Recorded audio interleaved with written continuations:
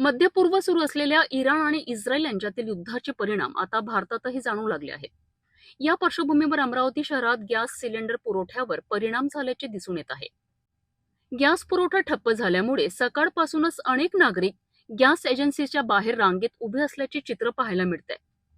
Cylinder मिळेल या अपेक्षेने नागरिक मोठ्या संख्येने एजन्सी समोर जमा होत आहेत। त्यामुळे काही ठिकाणी गर्दीचीही चित्र दिसून येत आहेत।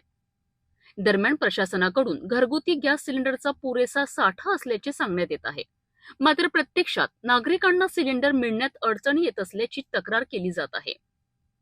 याशिवाय ऑनलाईन गॅस बुकिंग सेवा देखील अनेक ठिकाणी बंद पडल्याची माहिती समोर येत आहे। त्यामुळे नागरिकांना थेट गॅस एजन्सीवर जाऊन चौकशी करावी लागते। या परिस्थितीमुळे अनेक घरांमध्ये गॅस सिलेंडरची टंचाई निर्माण होण्याची शक्यता व्यक्त केली जात आहे। सध्या प्रशासन परिस्थिती नियंत्रणात असल्याचे सांगत असले तरी नागरिकांना मात्र या परिस्थितीचा फटका बसत असल्याचे चित्र स्पष्ट दिसत आहे।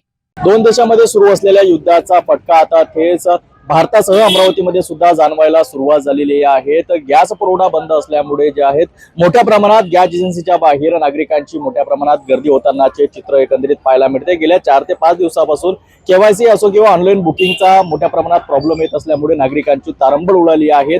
एकीकडे प्रशासनाकडून सांगण्यात येत आहे की अमरावती शहरामध्ये गॅसचा पुरवठा मोठ्या प्रमाणात असल्यामुळे नागरिकांनी कुठल्याच प्रकारची चिंता करण्याची गरज नाही, तर दुसरीकडे मोठ्या प्रमाणात नागरिकांची तारंबळ उडत आहे आणि गॅस एजन्सीच्या बाहेर या ठिकाणी मोठ्या प्रमाणात नागरिकांची गर्दी होत असल्याचं चित्र एकंदरीत पाहायला मिळतं। आता प्रशासनाकडून या बाबत सुद्धा काही उपाययोजना करण्यात येईल का हे पाहणं सुद्धा महत्त्वाचं ठरणार आहे। कॅमेरामॅन मोहन विश्वकर्मासह मी रोहित खळे, पाहत रहा सिटी न्यूज अमरावती।